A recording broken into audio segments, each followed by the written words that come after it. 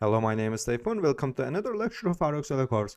In this lecture, you will learn about the permission attribute examples. So let's get started with a regular file that is readable, writable, and executable by the file's owner, and no one else has any access. So in this case, as you remember, the file starts with this attribute, and after that we will wx, and then here 333 and 333.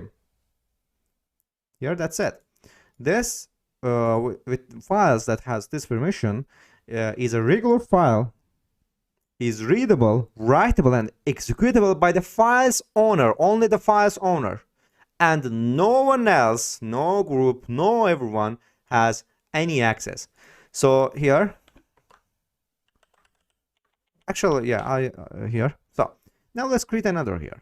So this is a regular file, as this implies. After that, our W here. That's it. So guess what it is? So this is a regular file that is readable and writable by the file's owner, but no one else has any access. So in previous, we also had this executable, which we can execute, but in this case we cannot execute, but we can only read and write onto this file.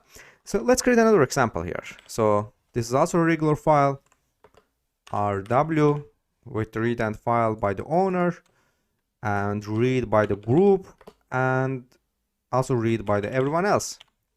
So this is a regular file that is readable and writable by the file's owner.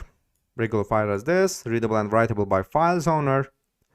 Members of the file's owner may read the file, and the file is also word readable. So let's actually create another text test here. So this is also a regular file, RW, and RW here, and that's it. So as with previous examples, this is also regular file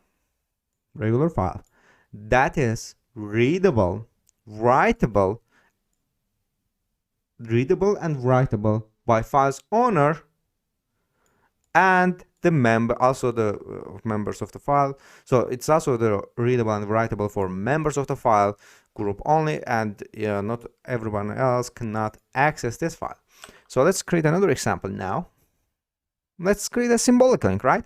Or let's first create two directories, and lastly create symbolic link for us. That's it here. So let's create directory. So D, as you learned in previous lecture, D means that it's a directory. So let's actually RWX, and not everyone else. So this is a directory. The owner and the member of the owner group may enter the directory, create, rename, and remove files within the directory, but no everyone else does not have access to it. So let's create another directory example here. So D, this is a directory, RWX, and after that, actually, yeah, RX, and here. So that's it. As the name implies, the first attribute is a directory, and the owner may enter the directory, create, rename, and delete files within the directory, and members of the owner group may enter the directory but cannot create, delete, or rename files. So they the rename files. So they enter, but as the W here implies, they cannot create, delete, or rename files, and everyone else cannot has access to it.